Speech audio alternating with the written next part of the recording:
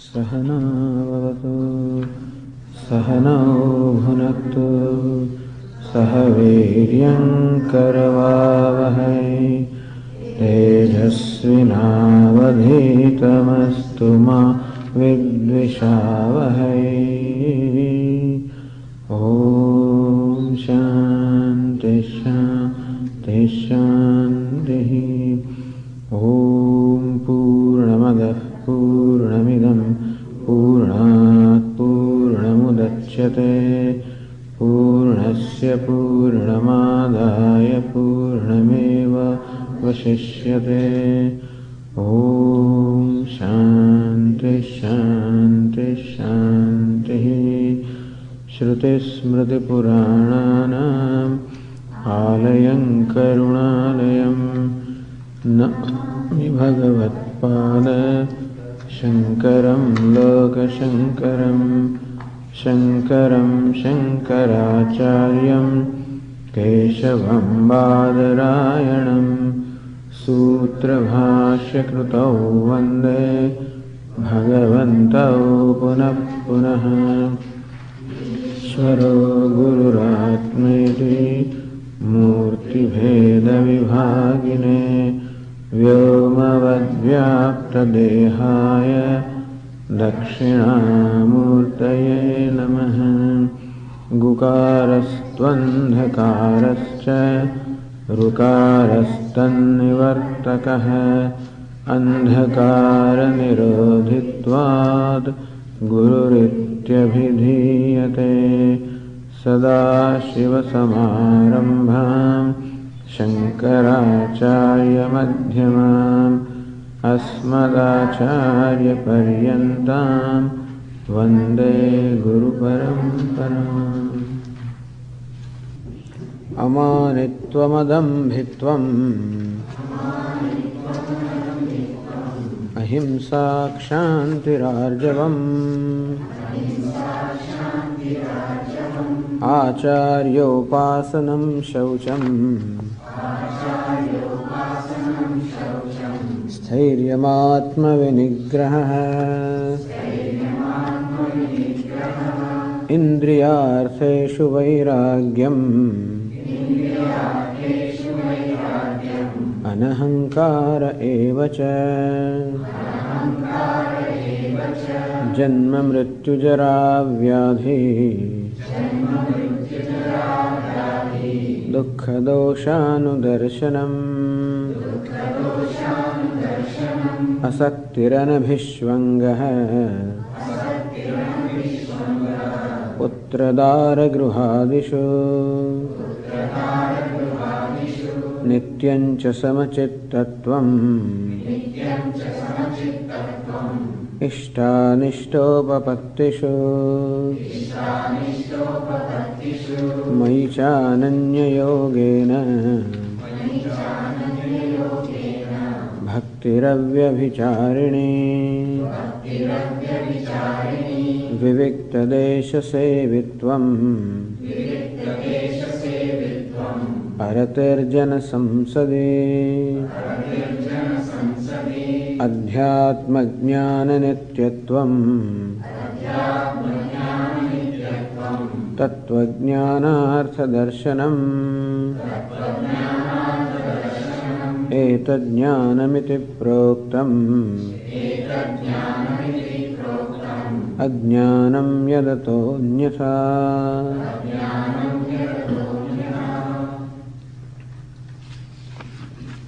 नित्यञ्च समचित्तत्वम् इष्टानिष्टोपपत्तिषु। When one encounters situations that are desirable or undesirable, favorable or unfavorable, samachittatvam, sameness of the mind. As we said, Lord Krishna gives this teaching, Upadesha, again and again in Bhagavad Gītā. Says to Lord Krishna, Sukha dukkhe same krutva labha labho jaya jayo. Tato yuddha yujyasva.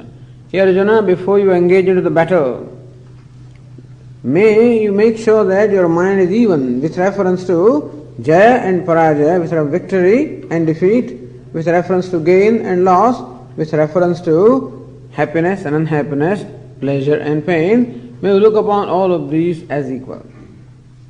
Nobody can look upon victory and defeat as equal. Nobody can look upon gain and loss as equal. They are not equal. So whereas they are not equal from one standpoint, still when Lord Krishna says, may you look upon them as equal, that shows that in these apparently unequal looking things, there is something equal. And that is where Lord Krishna says, focus your attention to that which is equal in this apparently unequal things. As I said, what is equal in everything is nothing but Lord Himself, because He is the very essence of everything. Like the gold is the essence of every ornament, which are all unequal from the standpoint of their forms and the names, but equal from the standpoint of their content. And similarly, pleasure and pain, gain and loss, victory and defeat, whatever comes, a devotee looks upon them as the Lord coming before him in different veshas or different costumes. And thus we can say that each one of them is nothing but a Lord presenting Himself in all these various forms. So He comes sometimes as victory, sometimes He comes as defeat, sometimes He comes as success, sometimes He comes as failure. If the form is not important, and if I can pay attention to the one who is wearing that form, this is possible. In short, bring God into your life. This is what it means. While confronting every situation, bring God, because He is there. Samoham sarvabhuteshu name dveshyosti na priyaha. Again Lord Krishna says, I equally abide in all the beings. I have no dvesha. I have no aversion for anybody. I don't have favor for anybody. I equally abide and inform everything. And therefore, in success also I am there, in failure also I am there. This may be difficult to see. So we said that alright, look upon this as coming from the Lord. Look upon this as His prasada, that this is His grace. So success also is grace to the Lord, failure also is the grace of the Lord. How can it be, Swamiji? Well, depends upon what it is that we are looking for in life. All of this, of course, calls for a certain clarity of what it is that we are seeking in life. If it is clear to us, because understand that all of these are values told to us in the context of knowledge. If knowledge is what we are seeking, it is clear to me that what I am seeking is knowledge, and that knowledge is the most valuable thing. And to gain that knowledge then, Antahakara-shuddhi, the purity of the mind then is a means for gaining that knowledge, and therefore a purity of mind then becomes most important to me. Then it is not important in what the situation is. If the situation can bring about a purity of mind, and that's all that I am seeking. So understand, this is the attitude of a devotee, to accept whatever comes as coming from the Lord, to accept it as prasada, accept it as His grace, is the attitude of a devotee who has an implicit faith that grace is involved. The Lord is of the nature of grace, and therefore whatever He does is nothing but grace. Swamiji, but then it doesn't seem to my experience, this is just a matter of faith. Until we recognize this as a reality, it is a matter of faith. But can you prove it, Swamiji? I can't prove it, but you can't prove the other way around also. You can't prove also that there is no grace. Nor can you perhaps prove that there is grace only. Because we have our own definition of what is meant by grace.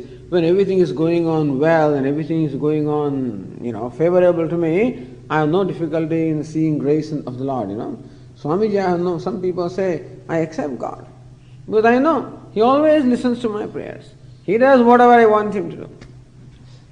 But sometimes when we decide not to do it also, in that case, then therefore a devotee is the one who, rather than defining what the grace is, looks upon whatever comes as grace.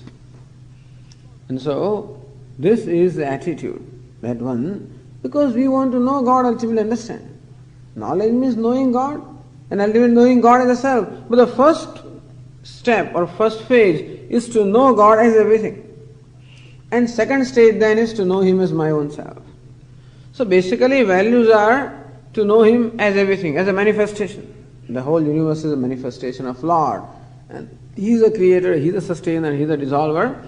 And so whatever comes from Him. He alone comes, as a matter of fact. Or you can say, whatever comes to me, all comes from Him.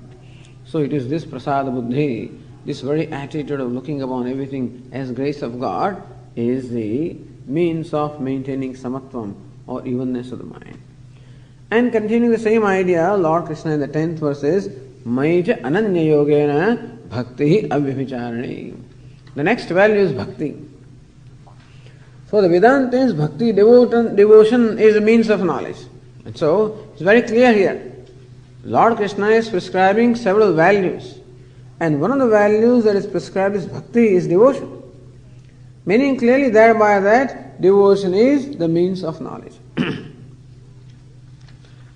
What kind of devotion or bhakti? An unswerving devotion. Avyabhicharani bhakti. An unswerving devotion. A devotion that does not swerve. As we just said, a devotion that does not swerve because things are not favorable to me. So my devotion for Lord can remain as long as things are favorable to me, but then when they are not favorable to me, the devotion goes away. Unswerving devotioning, meaning that not making any demands upon God. This is what it means. Lord Krishna says, don't make any demand upon me. Give me the freedom. So give him the freedom to decide what should be the result of the action. Let him have the freedom to decide what the result, when the result should come. So what to create, when to create, how to create, what to do. Give him the freedom. Then God, you see, what is meant by love? Love is giving the freedom to the one whom I love. Accepting. What is meant by love is accepting the object of my love as the person is. If there's a person, then accepting the person. Give the freedom, not making demands upon them, not trying to control them, not trying to manipulate them. Some people say the Hindus are all the time, performing all the rituals and making offerings to the Lord and manipulating God. It's not manipulating God. We are children and therefore we have the right to ask for God also. Nothing wrong in it. And so, yes, we have all the right to ask God and therefore we can pray to Him to please favor me. Nothing wrong in it. But then a better way of asking will be that you decide what is best for me. Rather than my deciding what is best for me and then asking Him, it is, I think, more practical or smarter to let Him decide because He is omniscient, He is all-knowing. He knows what is good for me. Because in a given situation, what looks good for me from my standpoint may not turn out to be good for me at a later time and place. Is it not so? Has it not happened very often in our own life that what we thought is most desirable, after 5-10 years in hindsight, I realized that was, I wish I had not asked for it. I wish I had not done it. And therefore, rather than making decisions about our own life, this is a devotee. Rather than making decision about my own life, I let him make the decision. I place myself at his disposal. So placing myself at his disposal, giving him the benefit of doubt, not making any demand upon him. This is called Shraddha and Bhakti. All of this happens in course of time. Not that it happens right away. This is a value. It means that it is to be cultivated in course of time. But if this is then you can imagine the freedom that you enjoy. When I have to take the responsibility, stresses always go with responsibility. When I am responsible for something, there is always a stress. Because I don't know whether the decision I am making is right or not, and that is. So responsibility means stress. Give him the responsibility. Then there is no stress. Of course, then it means also that I have to live with, I should gladly accept whatever his decision is. And so this is called Sharanagati, surrender, taking refuge unto the Lord. So Lord Krishna teaches this Sharanagati. He teaches us this surrender. Sarva dharman parityajya mam ekam sharanam vraja. Give up all your other pursuits, give up all your other agendas, and let me become the only agenda. He wants us to see the highest place in our life. He wants to be the only one in our life, and He doesn't want anybody else to be in our life. Again, in course of time. That is what is meant by Avyabhicharani Bhakti, an unswerving devotion. Ananya Yogena. Yoga means joining. Ananya Yoga, the devotion that is not joined to anything else. So here Shankaracharya explains Ananya Yoga as an unswerving conviction. An unswerving conviction that there is no one other than the Lord. that He is the only refuge, He is the only goal, or He is the only end in my life. There is no better end than Vasudeva or the Lord, and He is the only end. He is the only one and the only goal, only end. This kind of a conviction is called Ananya Yoga. And unswerving devotion means that slowly and slowly my devotion, which at the moment is scattered into many things. Person loves his wife also, loves his child also, loves many other things also, and loves God also. So he may be one of the objects of love to begin with. But in course of time, that love slowly and slowly, which is scattered in many places, gets gathered and ultimately gets focused on only one, namely Lord. This will be called the Ananya Yoga also. That means He is the only one whom I am devoted to and nobody else. See, this is the goal of the devotion. And if we have this in mind, and then slowly, someday we can achieve that. So says here, so Mai Bhagavati Vasudeve Parameshware Bhakti.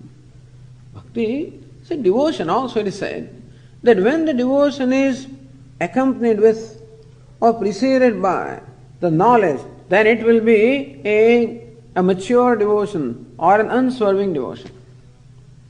There is a verse which says, Mahatma Jnana Purvastu Sudradaha Sarvatodhikaha Snehaha Bhakti iti Khyataha. Sneha, affection or love is called devotion. What kind of love? Sudradaha, that which is firm. Sarvatodhikaha, that which is greater than for anyone else. And how did this love arise? By knowing the glories of the Lord. So, by knowing His greatness, by knowing the greatness of the Lord, the love that arises in my heart becomes sudrudha, becomes firm, and slowly it becomes one that is greater than the love that I have for anyone else. So that kind of love is called bhakti, and that is the means of knowledge and liberation. And so in our life, for devotion, it is necessary also to learn about the greatness of the Lord. Some people say, Swamiji, I repeat Om Namah Shivaya, but then I don't have any devotion in my heart. What should I do? Well, listen to His glories. Learn about His greatness. Learn about the greatness of the Lord. So that is where listening to the glories, that's where the Katha Shravanam comes, listening to His Leela. Whatever God you want to worship, whoever your Ishtadevata is, then familiarize yourself with Ishtadevata. Meaning that, listen to Him, listen to His greatness. That's what all the scriptures do, all the Puranas do that, even Vedas, Bhagavad Gītā also does the same thing. All it sings is the greatness of the Lord. And except that here Lord Himself sings His greatness, that's a different thing. But Bhagavad Gītā also describes in many places the glories or greatness of the Lord. Yadadityagatam tejaha jagad bhasayate khilam yachandramasi yacchagnau tat tejo vidhimamakam. Here Arjuna, the light that is in the sun, and that is in the moon, and that is in the fire, the light that illumines the whole world, know that to be my light. Know that I am shining in the sun, I am shining in the moon, I am shining in the fire, and I am illumining the whole world. Gama vishyate bhutani dharayami aham ojasa. Entering this earth, entering this world, it is by my strength to the power that I am sustaining the whole universe. I am the one that sustains everything. It is by my power, or by mighty rule, that everything is where it is. That the sun is in its own place, the moon is in its own place, the earth is in its own place, the heavens in its own place, everything in its own place. There means somebody who holds the sun there, it doesn't fall down. I mean, like a child we can ask this question, but then, Swami, don't you know these are all laws of nature? But that's what it is, that I'm the one that sustains the whole universe as it is. It is under my command that every element of the universe functions, that it does not transgress the duty that is assigned to it, and that it does exactly what it is meant to do. And therefore the fire will burn, the sun will shine, the water will cool, the earth will support, all of them will perform their duty. It's not that today earth says, okay, I'm not in a mood and therefore let everybody fall down. It doesn't happen. Someday the sun is not in a mood to wake up early and therefore I'll go about a couple of hours late. That doesn't happen. There is no casual leave, there is no French leave or no such thing, in the nature. Everything unswervingly performs its duty. We can observe all of this. As in Mahimna Sutra says, look at Lord, look at these fellows who don't realize your glories which are very evident. Tavaishwaryam yattad jagad udaya raksha pralayakrit. That constantly the creation, sustenance, resolution is going on. That's nothing but your glory. So your glories are all evident. It's only people who are either blind or who are thick-headed, they alone fail to appreciate you. And so learn about His glories. Aham Vaishvanaro Bhutva Praninam Deham Ashritaha. I am the one seated in the stomach of all the living beings at a digestive fire. I am the moon, as the very principle of water or the very principle of rasa or the sap, that I transform myself in the form of all the plants and vegetables and become your food. So food also I am, the digestive fire also I am. I am seated in your heart as your very self. The memory that you have is because of me. The knowledge that you have is because of me. That you can forget things and forgive and forget, that also is due to me. Everything is due to me. I am the intelligence of the intelligent, and I am the brilliance of the brilliant. I am the strength of the strong. In this way, the glory of the Lord or greatness is evident every moment in our life. In fact, He completely informs my life. Every moment and everything that is there in my life is nothing but pervaded by the Lord. It's a matter of seeing this.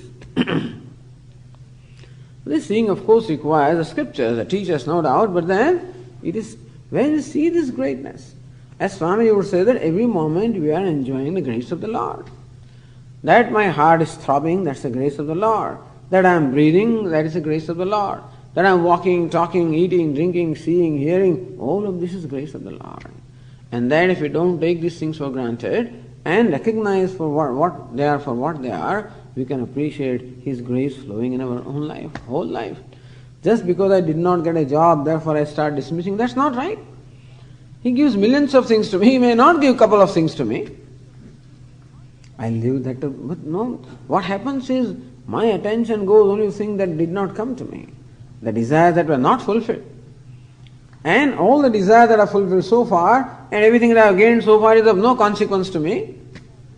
Like the child forgets everything. Mom does not fulfill one desire. He says, Mom, I hate you. Hey, you what you are because of your mom. But that he forgets. And so we also tell, I hate you and you are, where are you? What? So, recognizing the greatness of the Lord, recognizing His grace in our life, recognizing what He is, as Vedanta says, He is the abhinna nimittopadana karanam. He is the very creator, He is the very creation, He is the one without a second, He alone is the self of all, He is the one is inner ruler and rules and controls everything. The Upanishads are full of describing the glories of the Lord. Yes, sarvajna sarvavit, yasyesha mahima bhavi. The one who is omniscient and all-knowing, and it is His mahima, the greatness of the glory, alone is evident in the universe. This is how Mundaka Upanishad says. So, Mahatma Jnana Purva. It is true that if the devotion is after knowing the glory, the greatness of the Lord, then that is going to be a lasting devotion. Then I will not, I will not get shaken up by small events in my life. I recognize that this is a small thing. And thus, unswerving devotion. The devotion that you can say unconditional devotion. I don't put any conditions upon Him. Let Him do whatever He wants to do. Let me give Him the freedom. That's what, is it not so? When we take refuge into somebody, we always give them the freedom because we are quite assured that I am enjoying that protection. Like a child sitting in the lap of the mother has the assurance that the mother takes care of everything. And therefore, is totally rest assured.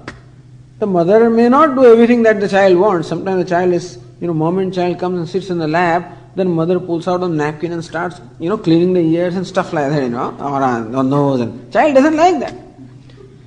But anyway, it puts up with it, I guess, knowing that there must be something in it, Sometimes mother gives what the child wants, sometimes she doesn't give.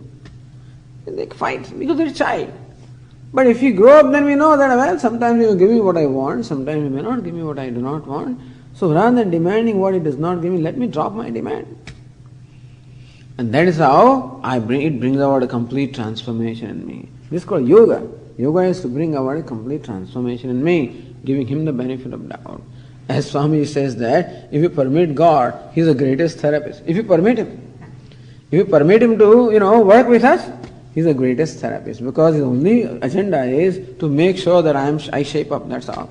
He is like a sculptor. The only agenda a sculptor has is to bring out that beauty which is inherent in a rock, which looks very rough and tough.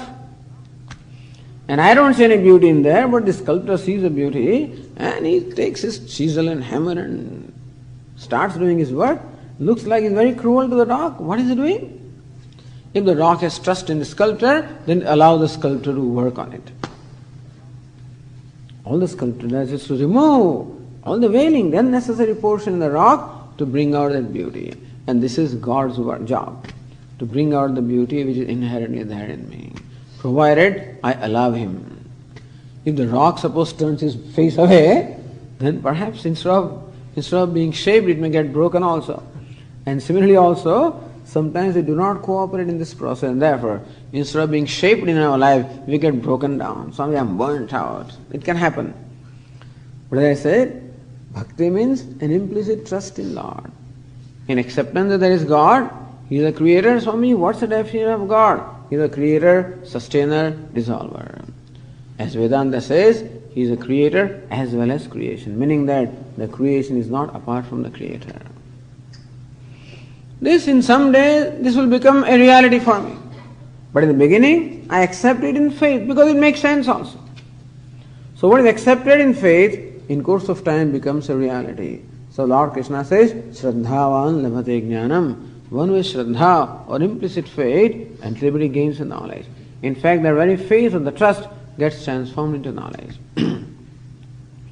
And so this bhakti, devotion to the Lord, is presented here as an important value.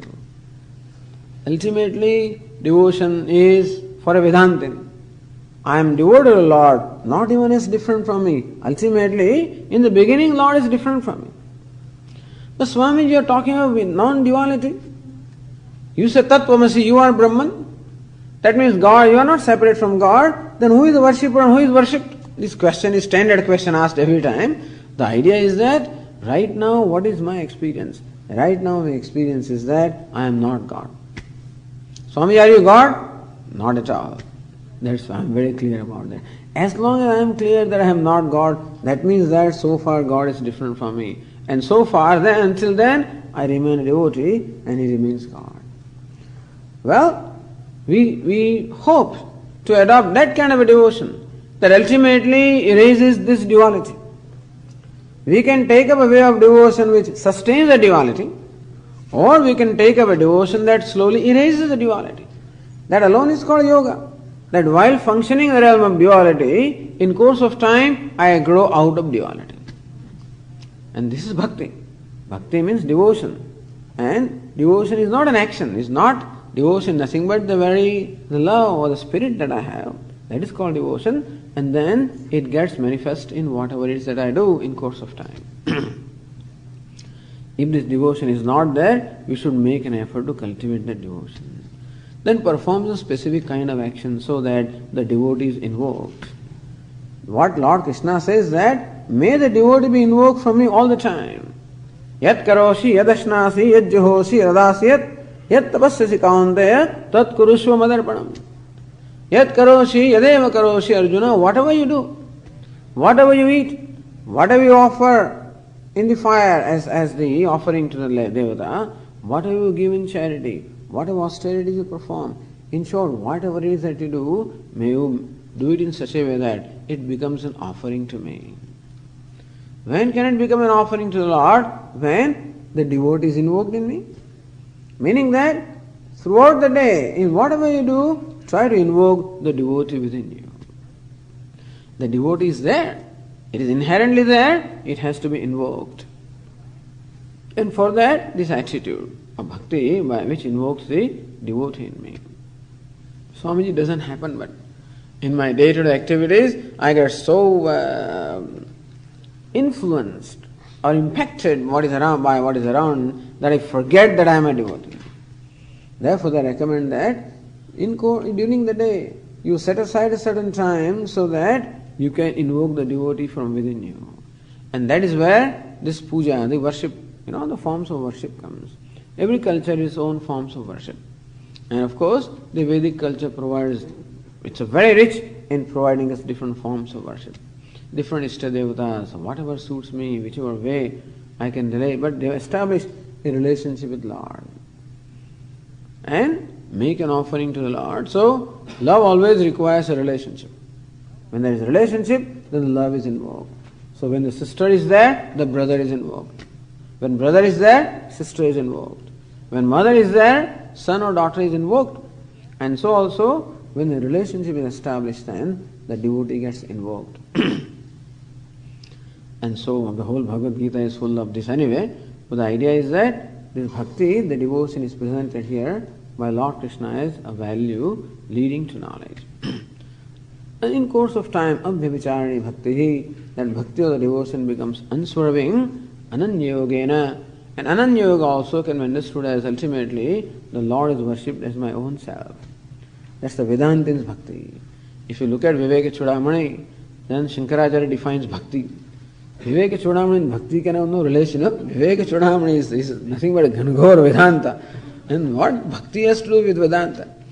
Everybody is surprised. But then Shankaracharya says, Mokshakana samagriyam bhaktireva gariyasi, or moksha sadhana samagriyam bhaktireva gariyasi. Among all the means leading to moksha, bhakti, the devotion, is the most important. What is the devotion? Swasvarupānusandhānam bhaktirittabhidhyate. Deliberating or contemplating upon the nature of the self is called devotion. So ultimately, devotion is seeking the Lord as my own self. And that's the kind of devotion that Vedantins like. Yame vaisya vrunate tena labhya tasya shatma vivrunate tanum swam. Says Kathopanishad or Mundakopanishad, that one who chooses the Lord in one's life, he gets chosen by the Lord. And the Lord reveals his nature to this devotee. So what we have to do is not worry about how to gain the knowledge of God. Don't worry about those things. Swamiji, he is beyond the mind and beyond the speech, and don't bother about that. All we need to do is just worship him, choose him. He becomes the only object goal in my life. There is no other goal that remains. Otherwise, we have so many goals. As Swamiji says sometimes, this fellow wants moksha as well as helicopter. So he wants moksha, plus he wants other material stuff also. And thus we are devotees of many things. And Lord doesn't like that. He says, okay, have, therefore you finish all your other priorities. Have a helicopter, have whatever you want. He doesn't like any kind of competition. That means pretty jealous. And therefore he doesn't want anybody else in our life. He wants to occupy our heart solely. And as long as there is somebody else or something else in my heart, as long as I love something else, he says, okay, I'll wait. And therefore, abhyavicharani bhakti, when nothing else remains as the object of love in my heart, meaning I do not want anything else in my life. All of this is a great thing, but this is the goal. And a constant exposure to the teaching, we will come to that later on, adhyatma jnana nityatvam, all the time. So constant exposure to the teaching or a constant association with the teaching, all of that helps us to remind us all the time as to what the objective is, what the goal is, what the means is. And so abhyavicharani bhakti, an unswerving devotion to the Lord. Then vivikta desha sevitvam, the disposition of repairing to a quiet place. That's also presented by Lord Krishna as a value here. Vivikta desha sevitvam. Vivikta means vivikta desha. Desha means a place. Vivikta means quiet or clean or isolated.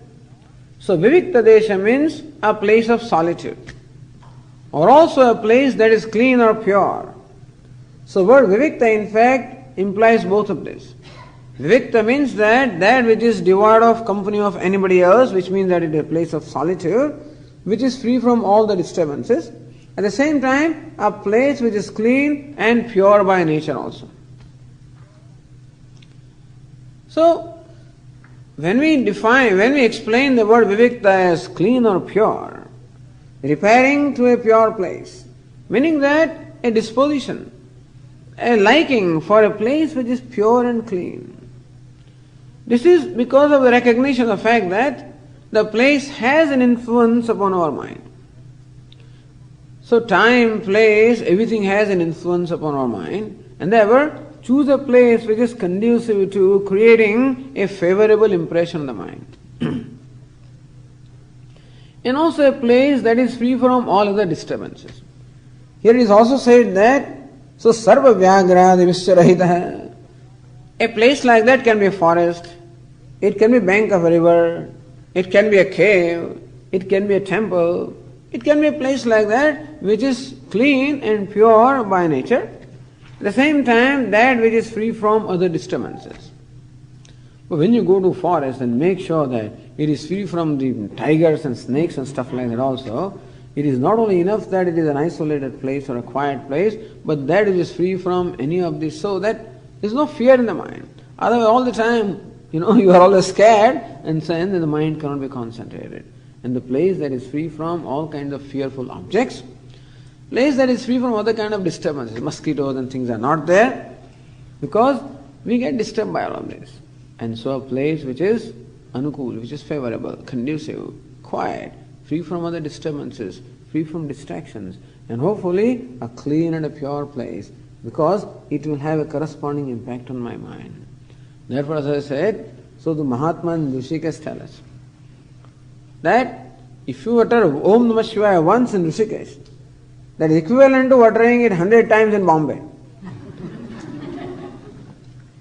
The idea is that, number one, in a place like Rishikesh, that you can maintain that composure of the mind. At the same time, Rishikesh, meaning Himalayas, is a place where the sages and saints have been there for hundreds of years, thousands of years they have lived there and performed penances, and therefore that place also gathers a certain kind of an impact. They call it vibration, whatever they call it, But anyway, every place has a certain characteristic. Is it not so? Can you imagine yourself sitting in the midst of Times Square and then reciting Om Namah Shivaya? It can't work. Because the place is going to have an impact. Unless you are a Sthitaprajna, of course. Unless you are a person of such a control that you are totally impervious to influence of anything around you. But until then, we always require something that is conducive or favorable to us. So choose a place which is clean, the place that is pure, the place that is isolated. Why does Lord Krishna say that? Because this is a place which is conducive to the contemplation upon the self. Important thing is to contemplate upon the self. See, when I am in an isolated place, not in company of other people, Lord Krishna also says, Vivikta deshe cha sukhasanastha. Now this is the Kaivalya Upanishad. Vivikta deshe cha sukhasanastha. Vivikta deshe, in a place of solitude. Or Lord Krishna says, Yogi yunjita sadatam atmanam rahasisthitaha. Remaining in rahas, meaning in ekanta, remaining in solitude, may you focus your mind upon your own self. May you contemplate upon your own self. So some people are really scared of this ekanta. They are scared of solitude. Because what happens? In solitude, I have nothing else to do. I have no other occupation. I don't have any distraction. And therefore, I am required to confront myself. So, this confronting one's own self. Swami, what's the big deal about it? But there is a big deal. To face myself, to confront myself, to be able to understand myself also is something very important, because I've been avoiding that. If you look at most of the activities that we are doing, and these activities can be classified as what we call escape distractions. Many of these means of entertainment that I have, lots of friends I have, lot of company I have, lot of activities I have. Very often these activities are just to keep my mind engaged. Because if I don't have an activity, I just get bored and I just get crazy, and therefore I must somehow keep my mind engaged. If nothing else, there is at least TV, there is at least telephone, there is at least this, something or the other. It is very difficult for me to enjoy even a few minutes of quietude or time with myself. Even though I work hard during the day and come home to relax, I can't relax. For a couple of minutes I can relax, then I want some activity. I want to watch TV, I want to read newspaper, I want to do something. It is very difficult. You know the story of that sadhu who was sitting in the temple, just silent, doing nothing. What's the big deal about remaining silent and doing nothing? In this temple, there was this sadhu who would come in the morning, sit in front of the Lord, close his eyes and do nothing. And for not doing anything, this sadhu every day was given one measure of rice from the temple. So in the noontime, they offer rice to the Lord, and that prasada is distributed to all those people who are associated with the temple, and it was written in the charter that one measure must be given to this sadhu who comes every day and does nothing. So then there was a change of management, and a new manager came. He was looking at all the things that are happening in the temple. What are the expenses and what are we doing? And then he discovered that this sadhu was getting one measure of rice for doing nothing. He said, stop it. How can you give him something for doing nothing? And so it was stopped. So next day the sadhu came. This was only source of the food that he had. He did not get anything. He went home. Next day he came, he didn't get anything. And then he went to the office to inquire, what's the matter? How come I have not been getting my daily share of rice? He says, look, the new manager has come and he has said that you don't get anything. Why? Because you don't do anything. He says, well, let your manager come and, let him also not do anything. Let me see how he does it. So this was reported to the manager. Manager says, what's the big deal? Yes, I can sit there. I cannot. Not doing anything is simple. And so he also came next day. The sadhu is seated here and quiet, not doing anything. And this fellow also came and seated quietly for a few seconds. And then he started looking around. So that sadhu says, don't look around. Just keep your eyes closed. He started doing something with his fingers. Don't do anything. Started shifting his legs. Don't shift your legs. Just remain quiet. It took 3 minutes for this man to recognize that it is not possible to remain quiet. It is not possible to be silent. It is not easy at all to be with myself. And then he told these people, from today, give him 2 measures of rice. From 1, give him 2. Because not doing something is so difficult. So when Lord Krishna says a disposition to repair to quiet places or places of solitude where I am by myself, ekaki yata chitta atma, Lord Krishna also says, ekaki, not carry all your friends and things like that, just by yourself. That means that my mind has now no distraction, my mind has no escape distraction, and then the mind has to face itself, it has to confront itself. It may be difficult to do this for 24 hours a day, but at least that is why we can start doing this for some time every day, that at least we can repair to a quiet place. We can repair to a place of solitude. But Swami, where am I going to go? Where do I go? I am busy from morning till evening. Where do I have time to go to a quiet place? Doesn't matter. Find out, make a quiet place in your own home. Where is quietude in my home, Swamiji? Mom and these children wake up and that's it. Doesn't matter. Choose a time when nobody has woken up. Or choose a time when everybody has gone to sleep. Some time must be there when there is quietude. And choose a corner of your house which is reserved only for these purposes. So that is why a puja room is there or a puja corner is there, where the only thing that we do is puja. Puja means worshipping Lord, meditating upon Lord, prayer to the Lord, that's all we do. Have your own asana. The question was, Swamiji, why do they say that we should have our own asana? That also Lord Krishna says. Asanam atmanaha. You should have your own seat. Use that. Don't let anybody use that seat. Let them use their own seat. Use your own mala. Whatever it is, here you can be a little bit self-centered. You need not be too generous about it, And so, keep your own mala, keep your own seat, keep your own things, keep your own books.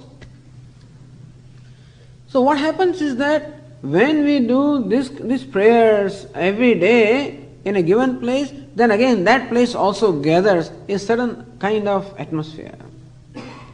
So that we get the benefit of that place. That's the purpose of coming to the temple.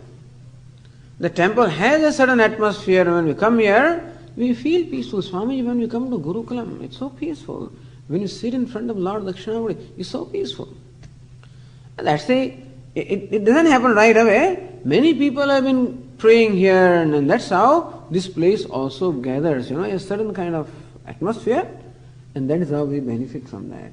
And so in our home also, let there be a corner, let there be a place which is reserved only for this activity and nothing else. And don't use that asana for anything else. Don't spread it while you are eating food and things like that. Just use it only for your prayers. And don't use that place for any other activity. No eating, no drinking, no talking, no chatting, no gossip, nothing. Use it only for one purpose. So my house is so small, what can I do? Still one corner in the house.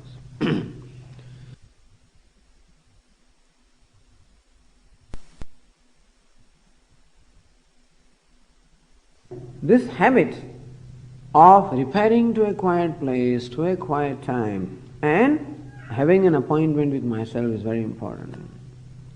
In the beginning it may be difficult, of course it requires, so going to a quiet place, solitude requires a lot of learning, no doubt about that. We take for granted that you listen to the scriptures, and you know basically what the scriptures are teaching, and you know also that basically my nature is silence, is my nature. And whatever noise is there is in my mind, but then the self is of the nature of silence. And therefore, an appointment with myself would be a very, very rewarding thing. And so, ultimately repairing to a silent place, so that one can contemplate upon the self. That place also has an influence on my mind, and that is how this repairing to a quiet place, to a place of solitude, to a place which is clean, to a place which is pure or sacred. So sacred place, that also is presented here as a value, because it is a means of meditation. Meditation upon my own self, contemplation upon my own self, contemplation upon what it is that I have learned. So we hear things, and then we must have time also to assimilate those things. It's not enough that we eat food, but we must digest it also. So Shravana is like eating, But then it is also necessary that we should assimilate that. And for assimilation, we require quietude. We require to be with ourselves and go over what it is that we have heard and what it means to my life.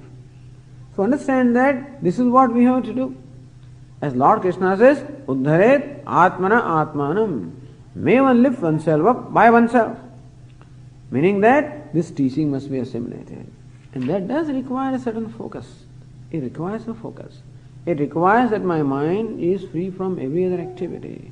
That my mind is totally occupied with this. I take a statement, I take a verse, I take something, and I contemplate upon that. Or I take a statement from the teacher and contemplate upon that and see what does it mean to me, what does it mean in my own life. So all this contemplation, assimilation is very important, and for that what we call meditation is very important, and for that this place also is important, and for that a nature, that we cultivate a nature, that we repair to a quiet place. Every day for a certain time, maybe a day in a week, maybe a week in 6 months, maybe a month in a year, something like that. A partial withdrawal. Don't right away go into a solitude for 1 week, because one may get crazy. And so do it slowly and slowly until the mind gets used to it and starts enjoying it. And then we can slowly stretch the periods of this quietude. But that is also an important value. And aratihi janasamsadi, no longing for the company of the people. The lack of delight. Rati means delight. Delighting in company of the people. Lord Krishna says, not delighting in the company of the people. What do you mean, Swami? Not delighting in company of the people. Meaning that not seeking the company of people. That also means that may you develop a certain amount of freedom and independence. Right now I get bored and then I'm seeking company of the people. There is something that is going on in my mind and I have to say it to somebody, and I seek the company of people. So today the company of people is very important to me, because there are things within my mind, within my heart, and they must come out, and therefore I am seeking somebody to talk to. Or sometimes just enjoy talking and gossiping.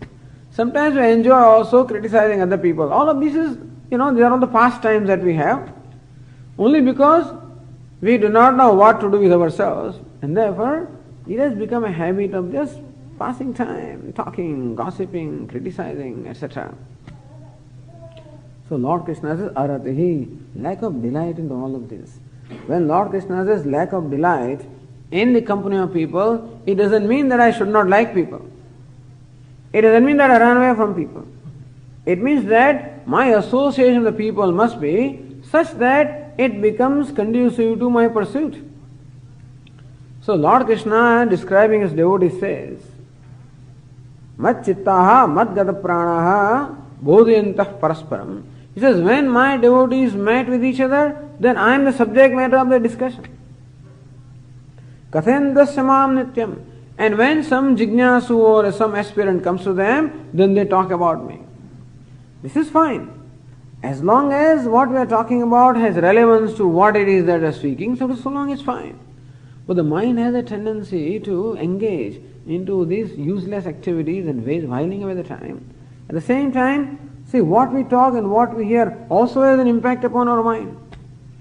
And so Lord Krishna says that stay away from all this unnecessary talking, unnecessary contacting with the people. Here, of course, Shankaracharya says as avoiding company of the people, meaning avoiding company of those people who are samskara shunyanam, who are not cultured, avinitanam, who do not have humility, kalahon mukhita chittanam, those people who are given to disputing and given to quarrels. So quarrelsome people, people who are not cultured, people who are don't have the Shraddha and the Bhakti, avoid company of those people. That means it is important that we choose our company. We should choose a company which has a favorable impact upon me.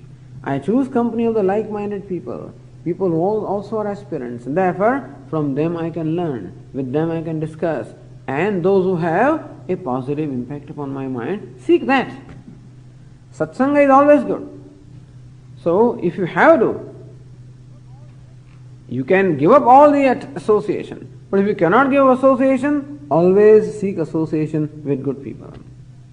Saha sadbihi saha kartavyah. You must always associate with good people, with the people who can have a positive impact upon you.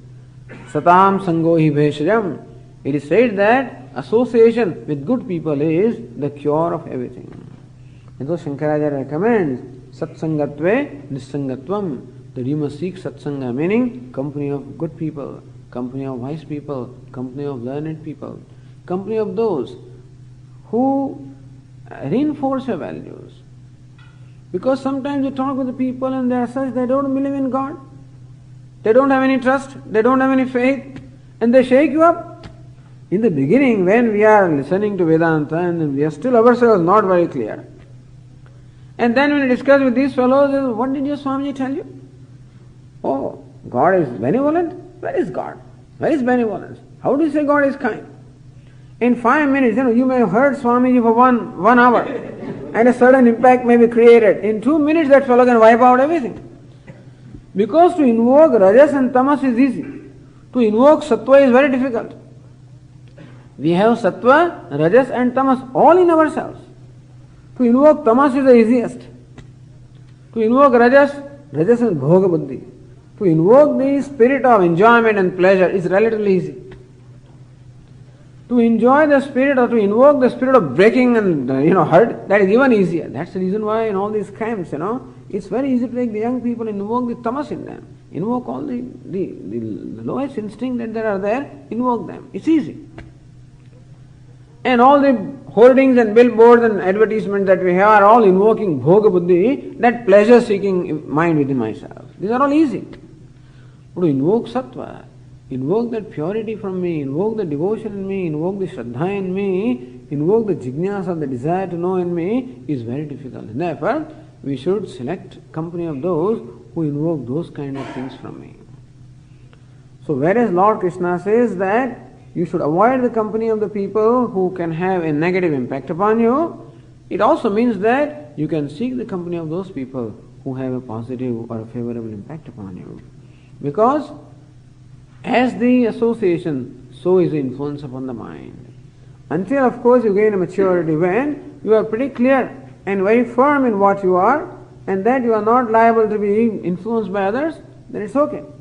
But as long as I am liable to be influenced, so long I will always seek out positive influence. So that is what is meant by aratihi jana samsadi.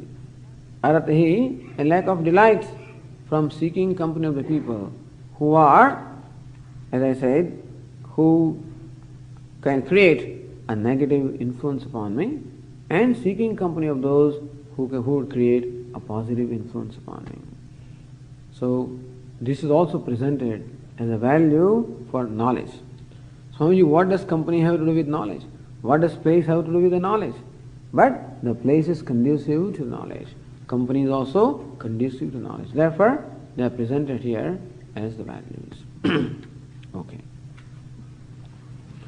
Om Purnamada Purnamidam Purnat Purnamudachyate Purnasya Purnamadaya Purnameva Vashishyate.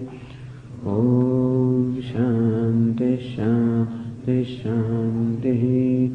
Shankaram Shankaracharyam Keshavam Badarayanam Sutra Bhashya Krutau Vande Bhagavantau Punah Punah Ishvaro Gururatmevi Murti Bheda Vibhagine Vyomavad Vyapta Dehaya Dakshinamurtaye Namaha. Om Shanti Shanti Shanti. Hari Om Shri Gurubhyo